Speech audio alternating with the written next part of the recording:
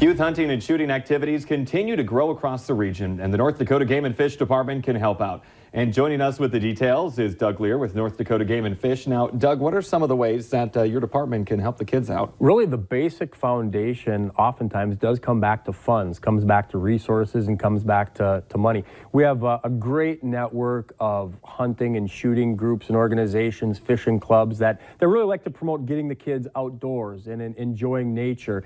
And really, when it comes down to it, sometimes we've got some smaller clubs that maybe the funding is kind of a limiting factor, and we can help out with some grants that we provide through our Game and Fish Department to maybe give a little bit of a boost, a little shot in the arm. It's not a complete underwriting, mind you, but sometimes it's the little things that can really help bring a program off the ground, and this is just one of those little ways that we can try to help out. And who's eligible to get some of that extra money to help them out?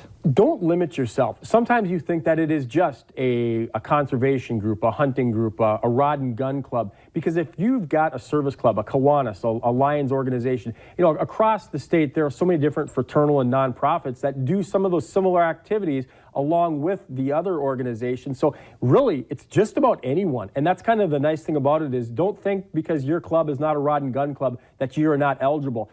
You can be eligible, and we really want to encourage people to go to the Game and Fish Department website and fill out an application. The application deadline is coming up in April. So that's kind of what's prompting us to get the word out is that the application deadline is the middle of April to fill it out. And if one stipulation is if you have received a grant in the past, you're ineligible. This is first time only. So to try to spread it out just a little bit more rather than giving it to the same organization year after year after year. And what are some of the things that these groups could use that money for? And sometimes it can be as simple as providing some promotional material, some printing costs to offset some of the promotional material. Sometimes it might be for eye protection and safety type equipment along the line. So it's not something where it's got to be just like ammunition or shooting sports or bait. There's a lot of different availabilities. And I think one thing we really try to focus on is the safety component when you talk about safety glasses or ear protection, hearing protection. So really the sky is the limit with how we can help. And the message to get out there